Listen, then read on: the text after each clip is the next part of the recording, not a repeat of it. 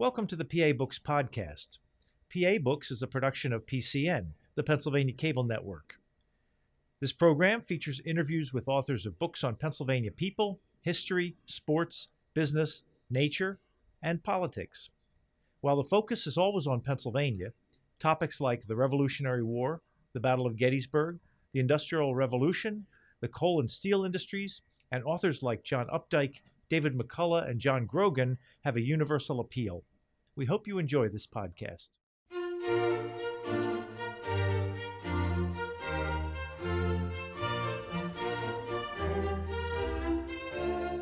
This week on PA Books, Tom Shachtman, author of How the French Saved America. Tom Shachtman, author of How the French Saved America. Why'd you write the book? Why did I write the book? Oh, there are many reasons, but I got led to this from my study in a previous book called Gentleman, Scientist, and Revolutionary. And I came across a character named Louis Duportail, and he's a French engineer, fabulous, very interesting fellow. And he became a very close confidant of Washington's. He essentially founded America's Army Corps of Engineers and later wrote the curriculum for West Point. Very interesting guy. And I started looking into more of the engineers that I wrote about in that book, and then branched out and saw that there were all these stories about Frenchmen in the American Revolution that did not involve Lafayette, and that were very interesting. And then I looked up the literature, and I found that the most recent book that had really been written about the whole thing was published in 1911. So I said, well, this is a real opportunity to tell a story. And I was having lunch with a friend who happens to be an editor and is considered the most francophile of editors in New York. And I started telling him some of these stories, and he didn't know them, and he published a number of books about France. So I said, well, this is a real opportunity here. So I got a contract and set off very happily to work, and I'm very pleased to be able to tell the story. Well, when the American Revolution was going on, or was just starting, what was going on in France? Well, France was just recovering from a fairly large defeat. They didn't like to call it a defeat, but it was in the war that ended in 1763. We know it as the French and Indian War here, but it was called the 7 Years' War in Europe. And they're still coming back from that. And they've got a new king. The old king had died rather suddenly in 1774, and his grandson, who is the only heir, was put on the throne at the age of about 20, and he becomes Louis XVI. And there's an opportunity with Louis on the throne to do new things and to restart France. And that's what happened. What was happening at that time was largely affected by the opportunity that the American Revolution presented to France to do something. What did France want out of it? Power. What does any country want versus another country? Either you want to take them over, or you want to prevent being taken over, or you want to sort of get back to the parity that you were at during the 7 Years' War. And that, I think, was really what Louis and his foreign minister, the Comte de Vergennes, wanted. They were balance of power people. They had decided that France should have no more colonies, got enough colonies, which is astonishing in and of itself because European countries were thought to want more and more colonies at that time. And France decided that it did not, but it wanted to bring Great Britain down a peg or two, not collapse them, not do anything like that, because we're interested in balance of power. But they would like to knock them back a bit, and so France would have a time to build up its own armed forces and its own diplomatic power as a result of it. They didn't want to get Quebec back? No, as a matter of fact, that's one of the wonderful stories that we begin the book with right down the street here at Carpenter's Hall on a snowy winter evening. And towards the end of 1775, this strange-looking guy comes to see Franklin, and he's come from France. He's a Chevalier Achard de Bonvoulard. It's a wonderful mouthful of a name. And John Jay thinks he's in his 60s because he looks so strange, but he's actually in his mid-20s, the black sheep of a family. But he's there on a sort of quasi-official mission. He's got invisible ink and all those kinds of things. And he has a message for Franklin, and the most important part of the message for Franklin is France does not want Canada back. And Franklin is befuddled. He's certainly not going to show it in front of this guy, but he's a little befuddled, saying because he had figured, along with every other American that really gave any thought to this, what would France want to be allied with us if they were going to be allied? And certainly they'd want Canada back, and they don't, which is pretty astonishing. And Franklin wanted Canada, but he wanted Canada for the United States. He wanted that to be, the 14th colony or something. Was that the first reach out from either the U.S. to France or France to the U.S.? It's hard to say. I mean, there's sort of been a series of visitors that come from France. And also it's, the enemy of my enemy is my friend. So France's hereditary enemy, they use that word a lot, was Great Britain, and they'd been fighting them for 500 years, and they assumed that they would continue to do so. That if the war wasn't going to come next year, 10 years' time, almost certainly there would be some sort of war with Great Britain. So the natural thing is, are the American colonies ready to revolt? And so people came over, more or less officially, to see whether that was the case. And the Baron de Kalb, who was a German-sounding name, but he was a Frenchman, very experienced army officer, high-ranked and also with lots of good connections, is sent over in 1765, 66. And he says, no, the Americans have just managed to get the Stamp Act repealed, and they understand that their value to the mother country is in economic terms. So they're not ready to revolt, and they have no good reason to revolt because they're so important to Great Britain. Great Britain wouldn't be stupid enough to really rile them enough to make them revolt. But they were. But they were. And they became rapidly so after that, rapidly in our terms, which is just taking a period of a half a dozen years, because, and all of that was necessary also to get them ready to ally with France when they eventually did. Because there was a residual fear of France and Frenchmen from the 1763 war. Right, the colonists had just fought a war against the French on the side War of against England. the French, and as always happens in wars, you tar the opponent with every bad thing that happens, and riling up the Native Americans and scalping this and doing that, and kind of come down from Canada and convert all of us Protestants to be Catholics. Things that are not really true. They were not happening, and at least not in great part. But nonetheless, the fear existed. And so everybody was wary, including George Washington. He was asked early on whether he would accept French soldiers, and he was not so sure that he would. Later on, he accepted French officers because they were well-trained, they knew what they were doing, and he had a tremendous need for experienced officers, so much so that he sometimes went overboard and was a little bit too indulgent with some of the French, who were really not such wonderful people as officers. Some were, a lot of them were, but a few weren't. And he was overly indulgent with it because of his tremendous need for experienced officers. Well, was there also some concern in France that if you encourage this rebellion in America, it's citizens rising up against a king?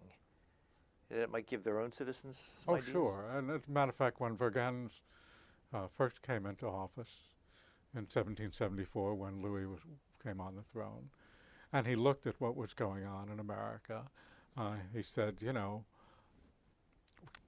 we got to keep away from this. We don't want there to be contagion down in the Caribbean or South America, or God forbid even France, where people would think about overthrowing anything. But later on, he came to see it as an easy way and a cheap way of nailing down the British in America, so that France had time to build up its military forces and could also make new trade arrangements. I mean, for example, there was a great trade that eventually both the French and the Americans wanted to have happen in mega terms. And it was put together initially by the Caron de Beaumarchais, the playwright, who was a pretty far-seeing guy in many ways. And he said, look, he told the king, and he said to Vergennes, he said, here's the trade that I was going to make. And Benjamin Franklin also wanted to make this trade. We are going to get rid of our old munitions and ammunition and everything, send it over to America, and in payment for it, they're going to send us crops, tobacco principally, but also rice and indigo and wheat and other things that we've had to buy secondhand from Great Britain, because all of those things had to be exported to Great Britain and then reshipped to France. And the tobacco was costing them 3 times what it ought to cost them. Were the colonies allowed, when they were colonies, to trade directly with France? No. For certain things, yes. For certain things that the British had either had no interest in or anything like that. But most things, no.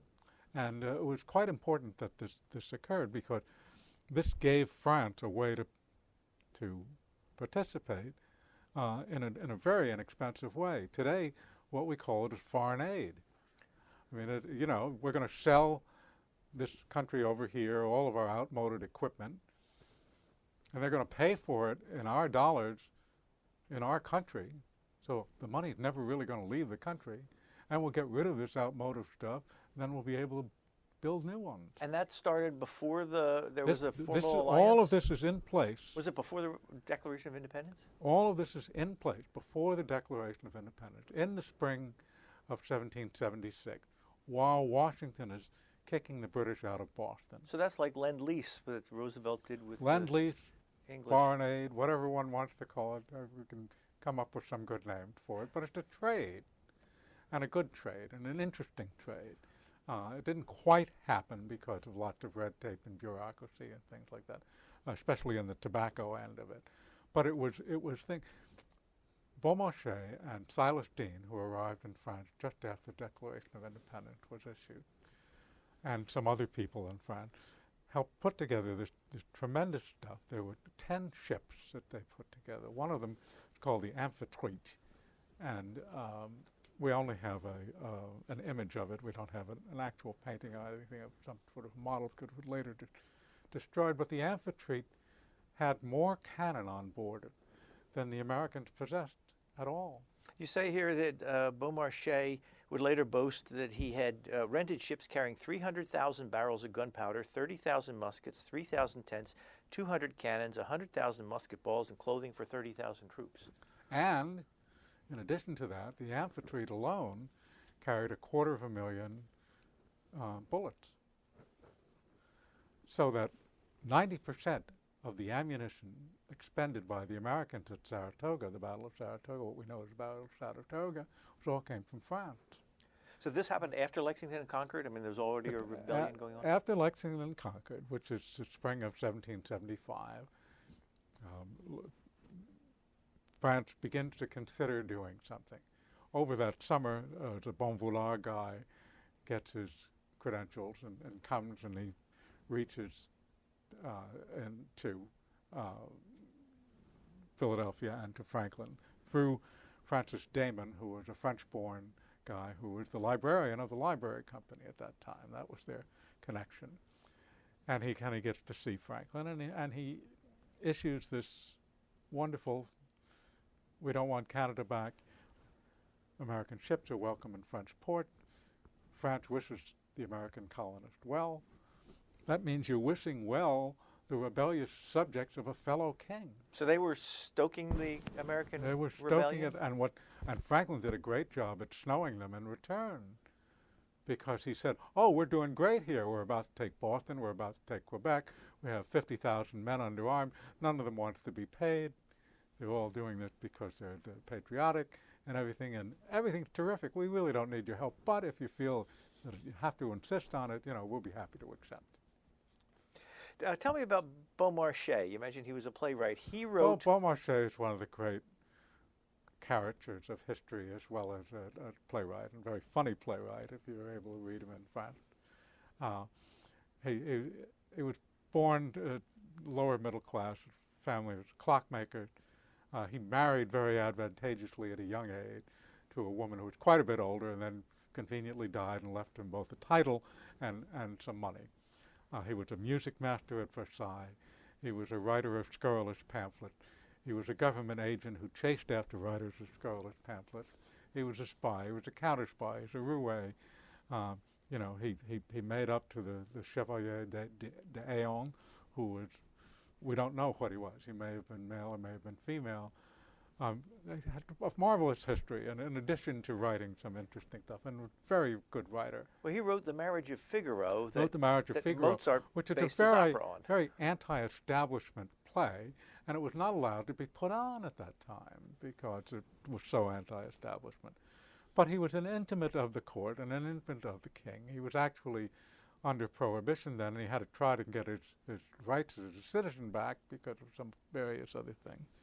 But he was pretty far-seeing, and he was in London, and he understood right away that the Americans needed support and that they would have to come to France for it.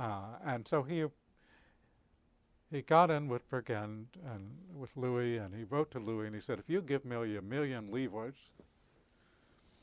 in 3 years I'll give you 9 million livres. Now this is a pretty good deal if he can do it. And he was going to do it by making this grand swap and get rid of outmoded equipment and so on. So, and Louis said, okay, here's 1 million livres, and I'll get 1 million from my uncle Carlos III, who's the King of Spain, and you set up this phony front company, Duportail et Compagnie, the Spanish name, and the transactions will all be done by this foreign company with American businessmen, and the hands of the court will never be visible. And it'll work. And in fact, it did work. Well, at the time, how were relations between France and England? I mean, you mentioned that They were fairly stable. Beaumarchais went to They London. were fairly Did they go back and stable, forth? except for the fact that the residual of the 1763 settlement of the war said, for example, that the French are not allowed to run their own city of Dunkirk. That it's being run by the British because it's an entrepôt. It's right in the middle there. It's on the channel. A lot of commerce there. We run the city. Thorn in the side. And Newfoundland fisheries, which were extremely important to France, as they were to Spain and Portugal. France is being shut out of activities there or being controlled there. France has problems with the British in India and in Africa as well as in the Caribbean. So things are stable, but they're not great. And the reason they're not great is, according to Louis XVI and Vergennes, is so we don't have a big enough army and navy to make our presence felt enough. You know, they don't have to worry about us yet. So we need the time and we need the space to build this up. And that was one of the reasons, for example, that when the Americans and the French concluded a compact in early 1778, that they kept it quiet. Because France wanted to have certain allies within the European community. And they figured if they declared war on Great Britain sort of unilaterally on the side of the American rebels, that their allies might drop away or wouldn't have a reason to come to their side. So they wanted a casus belli, or they wanted Great Britain to declare war on France. So for the next 4 months, they maneuvered around and finally found a casus belli, provoking all the time. What's a casus belli? With the reason to go to war, you know, an ordinary reason, you know, you've assassinated our premier or something like that. But here it was, the British Navy on the Channel had managed to surround a group of 4 French ships. And instead of just taking them all in, the commander said, okay, we'll do this mano a mano, 1 ship against 1 ship. So I'll send 4 of my guys against your 4 guys. And 3 of them, the British won the affairs quite easily, and those ships gave up. But there's no war going on yet? But the Belle Poule, which is the French ship, did not. They were all fighting separately, and it was fighting one British ship. And the British and French had different ways of fighting on the sea, which is kind of a little interesting, even for us who are not naval historians, which is when the British would fire as the ship was sort of rolling this way, so their cannon would aim down into the hulls of the opposing ships. Okay. The French would do just the opposite, which is as the ship was rolling back, they would fire up into the rigging. So you would read reports of these sorts of battles for 50 years in which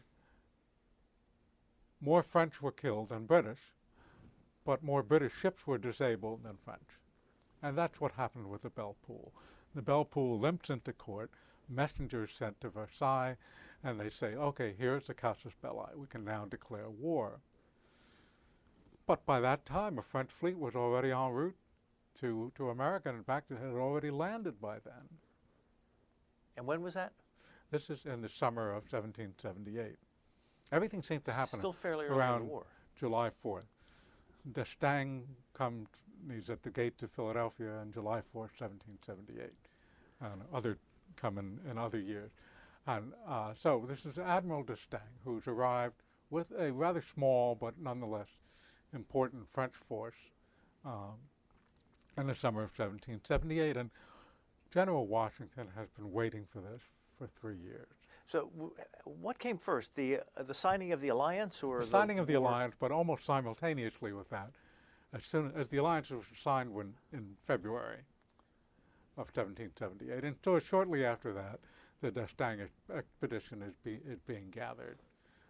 By the way, it's bankrolled by a private guy in France who was a friend of Franklin's and host to him at that time. And it's not under the best admiral possible. When I say that, I mean the evidence is it took them 6 weeks to get out of the Mediterranean. This is 1,000 miles, but nonetheless, that's an awful long time to do that. And another 3 weeks to come. So he was late in getting to America. Just the mere presence that he was about to come here chased the British out of Philadelphia, where they'd been since the Battle of Brandywine. That's why the British left Philadelphia. The British left Philadelphia for a number of reasons, but one among the most prominent was the French fleet was arriving. Nobody knew how big it was or what it would do or what it wouldn't do. And they were aiming for Philadelphia. They were able to find that out. So they said, okay, we're tired of this place, so we'll go back to New York. And they had new instructions because what had been a localized war of Great Britain against its colony had now become a worldwide war. I won't say it was the First World War because there were others before that, but it's pretty close to it. And because they were going to end up fighting the French in North America, on the Gulf Coast, in the Caribbean, off Africa, in the Mediterranean, off India, as well as on the Channel Coast, the English Channel Coast. It's a huge, huge commitment all over the world, all over the known world at that time, except in Asia. And they have to bring the forces back from Philadelphia to New York because they're then going to disperse them, some going to the Caribbean, some going to Nova Scotia, and so on and so forth. So it all happens at a fortuitous time. And D'Estaing comes and he chases the British out, which is great. And then he pursues them up to New York, where they've already landed. And he goes to a place called Sandy Hook, which we know now. But Sandy Hook then was important because it was a sandbar that guarded the entrance to New York Harbor. You couldn't get in. It's a huge sandbar. D'Estaing is in the majestic Ville de Paris, which is 105 guns, the biggest thing they've ever had. And they can't get over the sandbar. And the 94s are not getting over, and the 84s, maybe not even the 74s. 64s definitely, because the British have 64s inside the harbor. Does that refer to the number of guns? Number of guns, which is a quick way of saying how big the ship is. And these are ships, after all, even the smallest of them, the 64s or so, which are not that small, have several hundred men on board, 64 cannon, things like that. They carry contingents of Marines and so on. These are big fighting vessels. So D'Estaing can't get into through the harbor at New York, and he eventually goes to Newport, Rhode Island. And there he has a terrible time because he comes up against an American general, John Sullivan, who supposedly speaks French, but only when he feels like it. And they get along like oil and water, D'Estaing and Sullivan. And Lafayette goes up to help. He's a very distant cousin of D'Estaing's, and he writes him a letter. He says, we're actually more related by our joint hatred of the British than we are, by blood, but nonetheless. You remember the salmon fishery of this guy down in Bordeaux near our homesteads? Okay, great stuff. Finally, they managed to patch up things so that Sullivan, land forces, augmented by Lafayette and some others, along with D'Estaing's Marines, there are 3,000 of them on board these ships, are going to assault the Newport Peninsula. Newport is inland somewhat, and take it. And they get offload the Marines, they're ready to go, and they're starting, and there's nothing much in their way. And all of a sudden, the British fleet appears in Narragansett Bay. And so D'Estaing has to go out to fight them. He has to unload the Marines, goes back out to fight. They get all ready to fight, and there's this huge hurricane that blows both fleets to pieces. So that was the end of the 1778 expedition. And he says, I'll be back next year and I'll do better. Well, next year he did actually far worse. After winter rather, in the Caribbean, where he did just fine, he comes up in 1779, the summer of 1779, to relieve the siege of Savannah, and is unable to do that. Long story here, but not a very nice one. And he's grievously wounded, and he heads back to France. That's the end of the first French expedition, and this leaves us in the 1779 to 1780 area very vulnerable. America was very vulnerable at that point. This is almost the worst of time. Valley Forge was not the worst of time. I want to back up a little bit to the American delegation in Paris. Yeah. Because Benjamin Franklin was one of the delegates. And yes. You hear conflicting stories about how much credit he deserves for the alliance. So how influential was he in making the alliance happen? Let me put it this way, to say the alliance came about because Louis XVI and Vergennes wanted it to, not because anybody twisted their arm or charmed them into doing it. And to say Benjamin Franklin arrived in Paris in between Christmas and New Year's of 1776. Okay? Fine.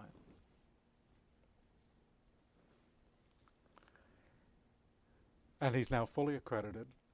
The United States has declared independent. His friend Silas Deane is there, who's a co-commissioner. Arthur Lee, who succeeded him in London, has come over. The three of them, the three caballeros are there.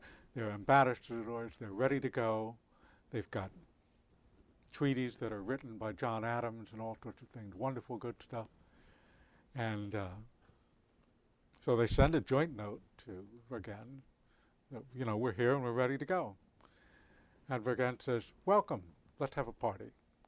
Then let's have another party. Let's have a ball, have a gala, have an expedition to the country, maybe a hunting thing or this or that. A whole year goes by before anything happened. So we cannot really say that Benjamin Franklin pushed this into existence. He did all he could, but until they were ready to act, it didn't happen. I want to ask you about something you wrote here. Franklin did not push for an immediate alliance, but he did what Silas Deane had not dared to do, fueled the French public outcry for an alliance with America. So Benjamin Franklin went straight to the French public? One of the things he did was set up a printing press. Hadn't been a printer for 40 years at that point, but he knew what he was doing. So he's out in the suburb there, which is actually closer to Versailles, in the home of a very, very wealthy man. And he sets up a printing press. And he sends out broadsides and, things to paste up on the walls and all of that stuff, contributes articles to magazines and everything. All of this is beyond the capacity of Deane. Deane was I won't say he was shy, but almost anybody's shy when compared to Benjamin Franklin. So he's just a wonderful dynamo, and they already loved him. They'd given him an award in 1773, when he'd won what the equivalent was of the Nobel Prize from Britain for his scientific contributions. And But France had indicted him into their scientific society. He was lionized. But him trying to stir up the French public Yes. didn't cause friction with the French government? He was one of the first to understand the power of public opinion on public officials, even if they're monarchists. There are two great publicists in this story. One of them is Benjamin Franklin, and the other is Lafayette, who's absolutely the best at it. And here he is, a 20-year-old. He becomes the best BFF to George Washington by managing to get wounded at the Battle of Brandywine, and also to do some very genuine heroics at that point. And they sort of adopt each other, Washington, the childless guy, or Lafayette, the man who lost his father when he was 2 years old. You say in the book when Lafayette was wounded, Washington said, "Treat him as if he was my son." Yeah, but the problem with that, it's a wonderful quote, but the problem with that is it only exists in one place, which is Lafayette's memoirs. And it also does not exist in the early letters that Lafayette sent to his wife, which are contemporaneous with that. He does say, "I got this wound, a trifle," type thing, the way one would say so that your wife doesn't worry too much. And also to be manly and grown up. After all, he's still only 20 years old. But the letters that he wrote home, which were personal and all of that, he also designed them so that his wife could spread them around Paris and have other things of his spread around Paris. Big self-promoter. Because at the same time, he knew that some of the disgruntled French officers had left and were going home. And they were going to spread lies about the American, whom he had already come to love.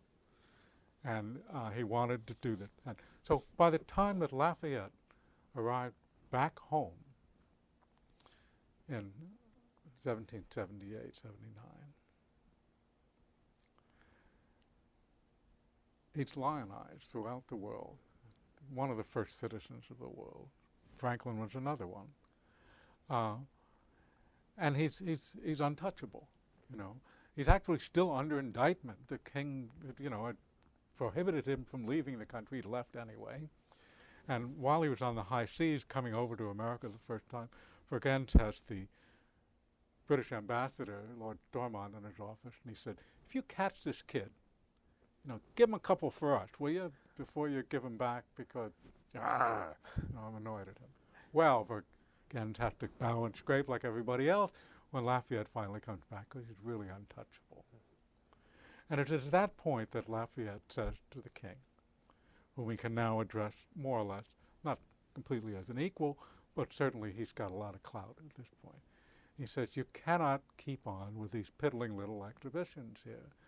You can't send 3,000 Marines when our armed forces include 250,000 people in the Army and maybe 200,000 in the Navy. We've got to send a substantial force and a substantial fleet over there. And by the way, I will write their instructions. And I should lead them, but I understand, you really probably want somebody a little older." So that's how we get Rochambeau, with a substantial fort in the summer of 1780. And he manages to land at July 4th, 1780. Everything happens on July 4th. I want to go back and read this one thing about the debate in Paris as whether or not to support the American Revolution. You ask, would the American cause survive? This gentleman, Duportail, asked rhetorically in a letter to Saint-Germain. His answer, "There is 100 times more enthusiasm for this revolution in a single cafe in Paris than in all the United Colonies." Well, he's wrong, He's just a little overstating the case. But it does sound like Franklin was successful in... Franklin was successful, but he didn't have far to go. I mean, Dean was very much welcome. There was support in French newspapers and magazines before anything that you could do to tweak the nose of the British was going to be helpful. And the Americans are doing that. They cheered every success. You know, the news of Lexington and Concord was received wonderfully in France. So was the news of the Declaration of Independence. It was widely reprinted. State constitutions, which were being written at that time, were reprinted wholesale in France. And nobody really worried about whether this was going to incite anybody to riot. They just say, well, isn't this marvelous what people can do? Did England know what was going on between the U.S. and France? Oh, they knew everything. They knew everything. Lord Stormont had tremendous numbers of spies. He always had a guy by the name of Bancroft, who was Franklin's friend, who was brought over to help Silas Deane, and he then got pushed further and further out on a limb by the British intelligence services, and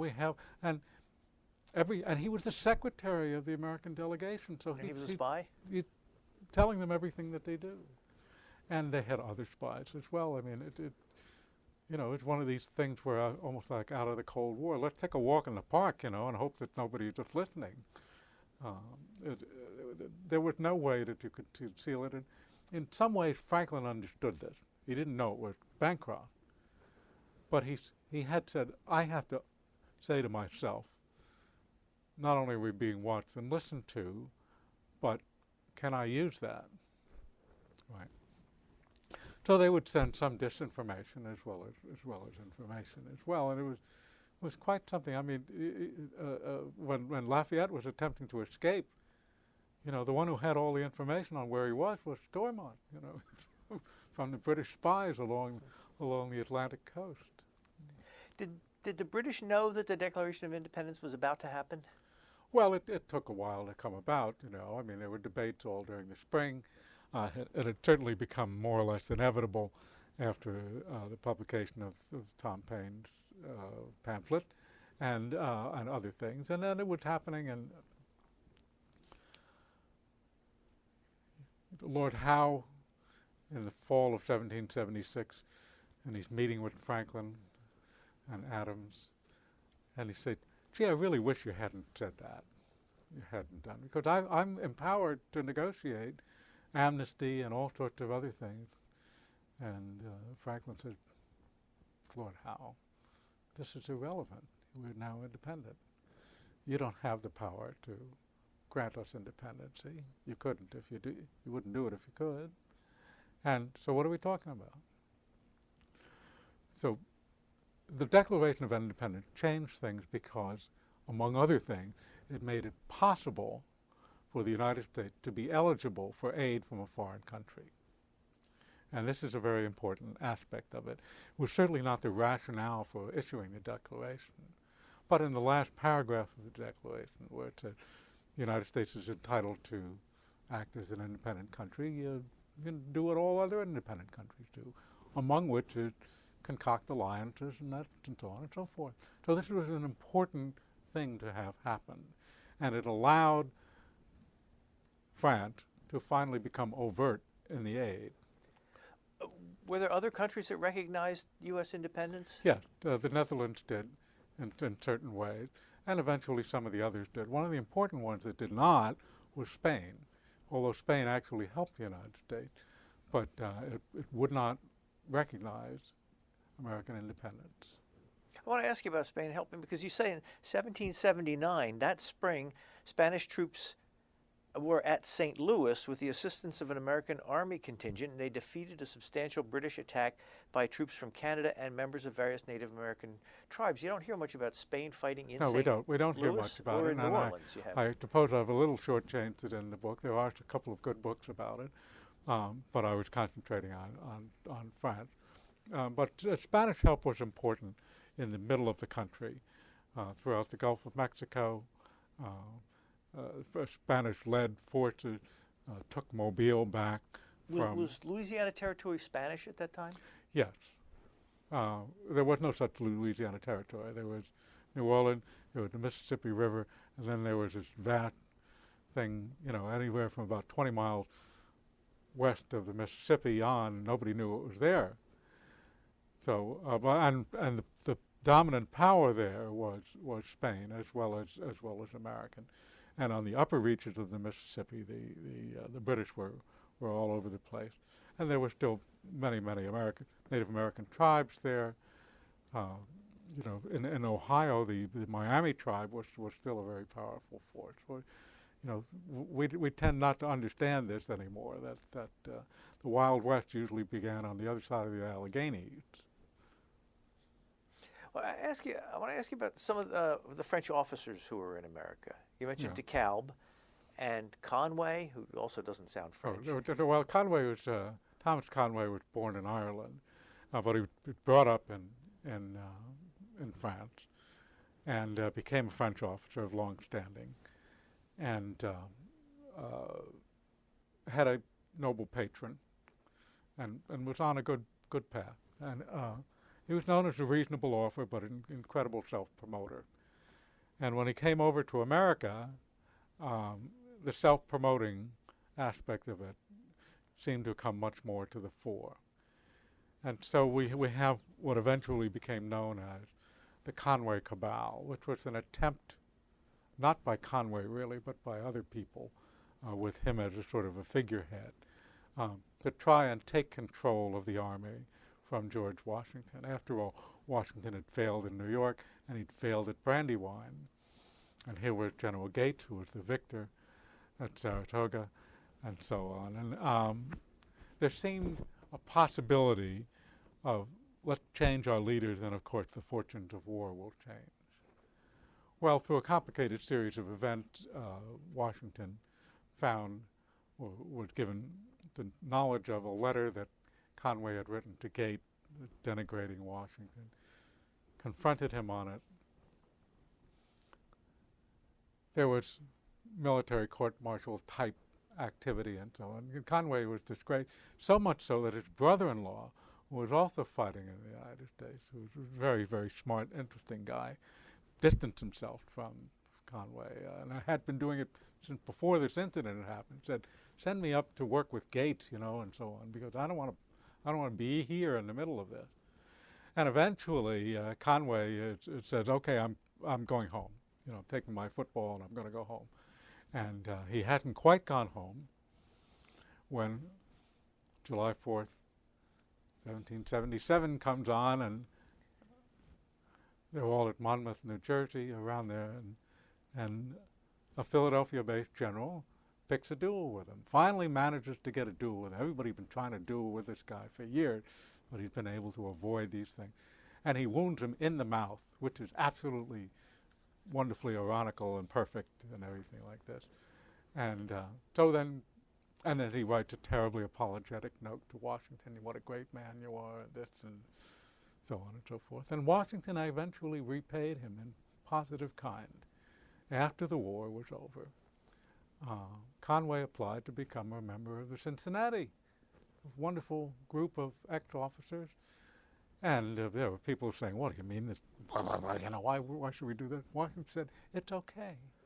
I'll accept it. I want to ask you about some of the other books you've written, because the flyleaf on the book says you've written 30 books or more than 30 books. I looked up some of the topics, and there's Skyscraper Dreams, The Great Real Estate Dynasties of New York, Rumspringa, To Be or Not to Be Amish, Dead Center, Behind the Scenes of the World's Largest Medical Examiner's Office, The Most Beautiful Villages of New England, I Have Lived in the Monster, Inside the Minds of the World's Most Notorious Serial Killers, Gilded Leaf, Triumph, Tragedy, and Tobacco. The thing about this list is there's no two books that are remotely similar. Well, that's but my son, who's a writer, tweaks me about that. He says, she's become an expert. Well, I'm sort of becoming an expert on the Revolutionary War period. I'm now writing my third book on that era. But I've been fortunate in being able to write about things that interest me, or to have people come to me, such as the world's leading expert on serial killers, who coined the term serial killer. You're a co-author of a lot. I'm a co-author on a book, the most famous one's called Whoever Fights Monsters, which sold many copies around the world. And be able to help them tell their stories, which is part of what I do. I'm really a storyteller. And the book called Skyscraper Dreams, it's about the great real estate families of New York, great but it's about the builders, not the architects. And several generation builders, such as the Trump family, for example. It concentrates on some others, but he fits into that pattern of third generation real estate guy. Are you a fast writer? I don't know. I don't think so myself. I mean, one of the wonders of the computer age is that you get to revise everything all the time, every day. And so I'm constantly revising and writing and revising. Do you work on one book at a time, or are you working on multiple books Well, at a time? now I'm working on one book at a time, I hope. Have you in the I past? I have ideas. Sometimes I have to swat them back because I can't do too many things at once. I used to think I could juggle a few more balls, but... Do you have a list of like the next 5 or 10 books you want to write? Well, if we all live that long, sure, but I don't really. But I have subjects that I'm interested in. And, when I'm able to interest the publisher in it, great. Sometimes there are things that I'm quite interested in and the publisher is not interested in. And it's hard to characterize what those things are. But to work with mainstream publications, you need to have something that appeals to a broad audience. It's a very different thing from writing academically. And many of the books that I write are adopted as secondary texts or things like that in academia, but I'm not an academician. Didn't come from that background, and I'm not attempting to do what nor do I have the constraints on me that many academic historians have. And this one is St. Martin's Press, so it's St. Martin's, mainstream which publisher. published a great many books each year. And I think the story of how it came about is a little interesting because of my editor, who was known as a Francophile among editors in New York, and he's a personal friend. And we were having lunch, and I started telling him some of these stories that I'd gathered, and he just didn't know them, so that was a real opportunity for a book. And but they published many, many others. St. Martin pledged, hundreds of books. I don't know about how many exactly each year, but a great many. I want to go back to the stuff in this book we've been talking about. And conventional wisdom always says that once the U.S. won the Battle of Saratoga, the French thought, okay, they're good enough to go in with. Is that what you discovered? Well, there's sort of a yes-no answer on that. The French had pretty much decided by the fall of 1777 to enter into an actual alliance, do more than they'd been doing. And Franklin wrote a wonderful letter where he said, I can't quote it exactly, but he said, you've done too much unless you're intending to do a lot more. And that was exactly so. And Vergennes also felt this. And he had received enough assurances from Spain and other places that this would be okay if they really overtly supported the Americans. And so he'd pretty much decided on it. But the most important man who had not made up his mind was Louis XVI. And the Battle of Saratoga, what we know as the Battle of Saratoga, the news came over in the late fall of 1777. And Louis writes a note to his uncle, Carlos III, basically said, this proves we're not going to back a loser. He was the King of Spain? His uncle was the King of Spain? Yeah. And so I think that's pretty much his attitude. So he was the man who needed sort of the last urging. And after that, they were willing to do that. And after that, the negotiation started up very, very quickly. And again here, Franklin did play a very interesting game because people were coming to see him from London, old friends, basically saying, take the deal with the British. And he was sort of saying, well, the people with bloody hands, they really can't do anything for us, and this and that and everything. But I'm listening, And so they were encouraging the British for the purpose of spurring the French to sign the alliance. How did Yorktown come about? Yorktown is generally thought of as an American victory, and of course it is. But it had its origins in France and in Spain. And this is a very difficult thing for us to accept, although I think we really ought to because it doesn't diminish us in the slightest. Washington always wanted to retake New York city. He felt it was the only target that, if retaken, would end the war. And so when Rochambeau came over in 1780, he tried to convince Rochambeau that they needed to attack New York. And Rochambeau, of course, knew this from previous correspondence and everything. And Rochambeau managed to elude doing so. And then in 1781, a big naval force is coming. And in fact, Washington doesn't know where it's going. A French naval force or a British? French naval force under de Grasse goes to the Caribbean, then it's going to come up the coast. But they don't know where it's going to come to. And Washington wants it to come to New York. He's been looking for naval superiority to take New York for 5, 6 years now. And everybody sends letters to de Grasse, who's down in Martinique. Rochambeau sends him a letter. De Barras, who's the head of the French fleet in Newport, sends him a letter. La Luzerne, who's here in Philadelphia, the commissioner from France, sends him a letter. And they all say, go to the Yorktown Peninsula. It's the place where your force will have the most chance of getting somebody there, because we've got Cornwallis wandering around. We've got him somewhat bottled up. That's the place to go. Don't come to New York. And de Grasse is perfectly willing to take this advice, because he was on that ship with D'Estaing when they couldn't get into the New York harbor from Sandy Hook. So he eventually writes a letter. And before he writes that letter, he sits with the head of the Spanish forces in the Caribbean, Francisco de Saavedra, whose name most Americans have never heard of, on the Ville de Paris in a harbor in Haiti, and they decide on a 1-2 punch. First, de Grasse will come up and beat the British at Yorktown, then he'll come back down, and combined French and Spanish fleets will wipe out the British in the Caribbean, the Gulf Coast, South America, get them out of the whole hemisphere. Pretty good plan. And in order for it to go into effect, de Saavedra said, we, the Spanish fleet, will watch the French possessions in the Caribbean while you go up to the North America. So de Grasse says, okay, give me some money. And they do, collecting it from people in Havana. So they're going to pay the troops. And de Grasse heads up to the Yorktown Peninsula.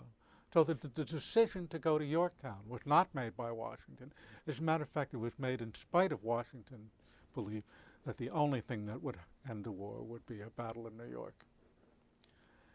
And de Grasse actually manages to reach the Yorktown Peninsula before Rochambeau and Washington get there, many days before, to fight a very important battle, which we know as the Battle of Virginia Capes, stymieing the British, investing the bay, Chesapeake Bay, which means there's all over it so nobody else can get in, and effectively isolating Cornwallis even before Rochambeau and Washington get anywhere near the Yorktown Peninsula. How big an army did Cornwallis have at the time? Cornwallis had, I think, it's just 5,000 or 8,000. That does not sound like a real big army. Well, it is in those days. I mean, the combined American and French armies were less than 15,000. So it was a substantial army, but it was in a very stupid place. And it was there because they didn't listen to Benedict Arnold, who had been commander of that fort early on, but the troops hated him, the British troops. And so and as he's leaving, he says to the generals in command, don't get yourself trapped at Yorktown.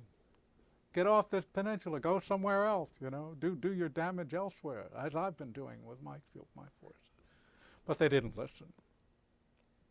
When the surrender happened, and you described the surrender and the ceremony in great detail, but when that happened, did people know that the war was over? People thought the war was over. The one who didn't think the war was over was George Washington, who said, until the opera is over, it's not over, So it was a great victory, and they believed that it would lead to negotiations that would end the war. And most people acted as though the war was over, but it was not over. Remember that the peace treaty is not actually signed until 1783. So this is a year and a half later. And fighting did go on at a much lower level, most importantly in the South, where it was certainly not at a lower level. But there were other things going on as well. You have an appendix or a epilogue in the back of the book where you talked about the fate of a lot of the French officers who helped America, and quite a few of them got in a bad way with the French Revolution, and some of them were well. Let's look at it this way: these were French officers of a royal army, and some of them were pretty high officers, which meant they had to be fairly committed royalist and loyalist to the king. So it was unreasonable to think that we would corrupt them entirely when they came to America and turn them into instant Republican. We did that with a few, but not with very many. So what happened to them afterwards was a function of basically their upbringing and who they were, not necessarily of what they experienced in the American War. They had a fine regard for Americans. They found republicanism very interesting, sort of not for us type stuff. And so many of them ended up working against the revolution. Well, what happened to American and French and British relations after the war was over? Well, I'd say that'd take about another 3 books, but we'll see if we can do it a little bit quickly. The French Revolution takes place in the last part of the 1780s and the 1790s. And by that point, we were repaying some of our debt to France. And the Washington administration used this as an excuse to say, we're going to stop our loan payments because they were gotten under a previous regime, which was not nice. And so the revolutionary government eventually started attacking American boats at sea. And this results in what we know as the quasi-war with France in 1797, which was not really settled until John Adams became president. And although Adams was thought of as somebody who didn't like France and who was pro-British, managed to do a very statesmanlike job of settling this war with France, which was an important thing to do. You have Napoleon coming on. 1800, he issues an amnesty to all French officers to come home. Guys like Duportail, who were then living in America, wanted to take advantage of it. He died on the way back, but there were plenty of others. And the most important thing is the transfer of the Louisiana Territory, which is a very complex story because it was owned, as we know, by Spain for most of that time, and Spain had recently ceded it, or had to cede it to France, and France wanted to get rid of it because they needed money and they needed all sorts of other things. So the Americans were able to buy it very cheaply because it was a piece of real estate that somebody wanted to get rid of. That is going to have to be the end of the story because we're out of time. If people want Went pretty quick, I think. If people want to know more about the story, they need to read the book, How the French Saved America. We've been speaking with author Tom Shachtman. Thank you very much. Thank you. You've been listening to a podcast of PA Books, a production of PCN, the Pennsylvania Cable Network. We'd like to hear from you. Our email address is pabooks@pcntv.com. Like us on Facebook to learn more about PA Books.